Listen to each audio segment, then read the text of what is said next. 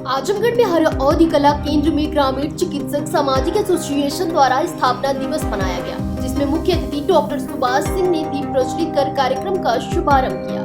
तथा कहा कि हमारे ग्रामीण चिकित्सक ही स्वास्थ्य विभाग की मजबूत कड़ी है। यही ग्रामीण इलाके में मरीज को प्राथमिक उपचार देकर हायर सेंटर तक पहुंचाने का कार्य करते हैं, तभी बड़े डॉक्टर उनकी जान बचाने में सफल होते हैं। संगठन के प्रदेश सचिव डॉक्टर संतोष शर्मा ने कहा कि जहां हम पूरे उत्साह के साथ संगठन का स्थापना दिवस मना रहे हैं, वहीं इस कार्यक्रम के माध्यम से अपनी एकजुटता और संगठित होने का एहसास विभाग को भी दिखा रहे हैं।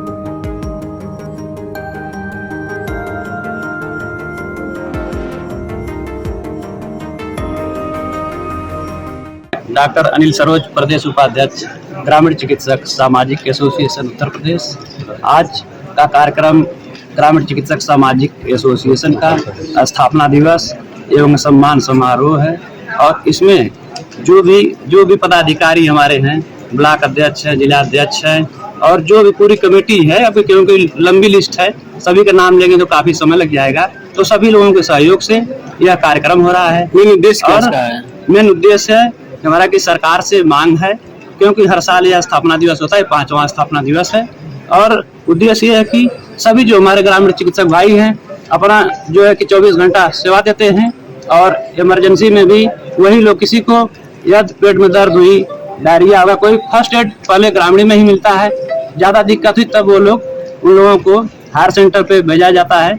भेजते हैं हमारे ग्रामीण चिकित्सक भाई। तो हम सरकार से हम लोग यही मांग कर रहे हैं कि कम से कम जो भी चिकित्सक भाई उन लोगों को स्वास्थ्य मित्र हर ब्लॉक लेवल पे स्वास्थ्य मित्र की तरफ गवर्नमेंट 6 महीने 1 साल का प्रशिक्षण कराकर उसमें नियुक्त करे, जिससे उनकी आजीविका चल सके और जिसको रोजगार मिलेगा। जो चिकित्सक भाई हैं 5 साल 10 साल 8 साल हायर सेंटर पर ये लोग समय दिए हैं और ये लोग अनुभव के आधार पर प्रैक्टिस कर रहे हैं और कुछ लोगों के पास डिप्लोमा भी है, कुछ न कुछ जो सरकार डिप्लोमा प्रोवाइड कर रही है वो करके लोग कर रहे हैं प्रैक्टिस, क्योंकि इतना बेरोजगारी हो गई है, क्योंकि सरकार रोजगार सभी लोगों को दे नहीं पा रही है और दे भी नहीं पाएगी, क्योंकि जनसंख्या इतनी है, ये भी संभव नहीं है। तो सरकार इस पर आप लोगों के चैनल के माध्यम से गवर्नमेंट तक यह सिस्टम पहुंचे और सामने सरकार भी जागृत हो और कम से कम हमारे ग्रामीण चिकित्सक भाइयों को स्वास्थ्य मित्र के तौर पर नियुक्ति करे और सभी लोगों को क्योंकि रोजगार दे, क्योंकि चिकित्सक भाई ना कोई उग्रवादी हैं, ना कोई चोरी कर रहे हैं, यह लोग अपने अनुभव के आधार पे प्रैक्टिस कर रहे हैं और गरीब चिकित्सकों का इलाज कम से कम पैसे में करते हैं। जिसके पास पैसा नहीं होता है, कुछ भी नहीं होता है, उनका फ्री में भी इलाज करते हैं हमारे ग्रामीण डॉक्टर। इसलिए हमारे ग्रामीण डॉक्टर लोगों पर सरकार का भी ध्यान देने योग्य चीज। पहले तो मैं ग्रामीण एसोसिएशन के स्थापना दिवस की बधाई देता हूँ और मैंने पूर्व में भी ये बात कही थी कि ग्रामीण एसोसिएशंस की अपना महत्व है। स्पेशली आप अगर पेशेंट के ट्रीटमेंट के कॉन्टेक्स्ट में देखें तो निश्चित रूप से जो प्राइमरी ट्रीटमेंट है इन्हीं द्वारा होता है और बहुत सी जानें बचाई जाती हैं। अगर एक बेसिक प्राइमरी एसोसिएशन से अगर कहीं भी प्राइमरी ट्रीटमेंट करता है ग्रामीण एसोसिएशन, अगर उसका ये भी वो बताता है, क्योंकि बहुत अभी भी इंडिया में लोग अवेयर नहीं है चीज़ों को लेकर और बहुत ही लाइटली लेते हैं, जब तक कि पूरी तरह सीरियस नहीं होता। एटलीस्ट आपको कोई बताता है कि आपका बीपी बहुत ही कम है या लोग चलाना पड़ेगा या चीज़ें करनी हो तो बहुत सी जानें बच जाती हैं। और ऐसा संभव भी नहीं है कि अगर बहुत दूर दराज में कोई प्रैक्टिस कर रहा है और वो शहर तक जब तक आएगा तब तक वो सर्वाइव होगा। तो निश्चित रूप से उनकी जान बचाने में हम लोग उस महत्व को समझते नहीं हैं, लेकिन निश्चित रूप से वो एक महत्व है। और जैसे सरकार ने अपने primary level, secondary level, tertiary level बना रखे हैं, वैसे प्राइवेट सेक्टर्स में भी ये चीज़ें निश्चित रूप से है कि वो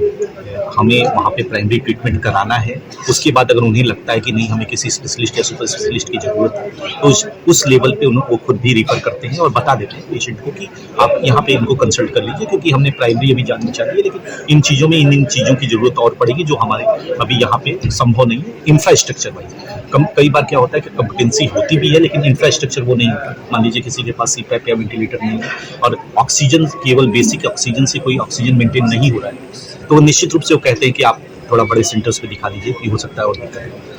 सर आमतौर पर ऐसे लोग तो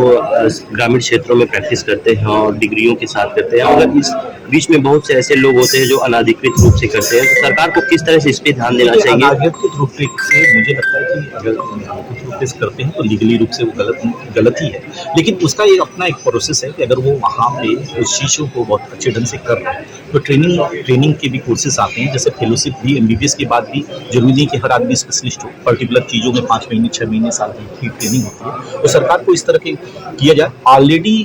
स्किल्ड डेवलपमेंट जो होता है भारत विकास जो कौशल विकास योजना है उसके तहत कुछ हेल्थ में इस तरह के कोर्सेज रखे गए हैं कि अगर वो उसको सर्टिफाइड करते हैं तो एक प्राइमरी एड का ट्रीटमेंट कर सकते हैं। और ये बात पूरे देश को बहुत जागरूकता से नहीं पता है कि भारत कौशल विकास योजना के तहत हेल्थ में प्राइमरी एड के बहुत से कोर्सेज चालू हैं। आजमगढ़ दुर्भाग्य से मेरे ख्याल से स्किल्ड जो भारत कौशल विकास योजना है बहुत अच्छी तरह हेल्थ सेक्टर में लागू नहीं है, लेकिन ये एक ऐसी योजना है जिससे अगर ग्रामीण एसोसिएशन जुड़ जाए तो बहुत से लोग अपने एक फेज वाइज वहाँ जाके ट्रेनिंग करके उसको अपनी सर्टिफिकेट को भी जस्टिफाइड कर सकते हैं।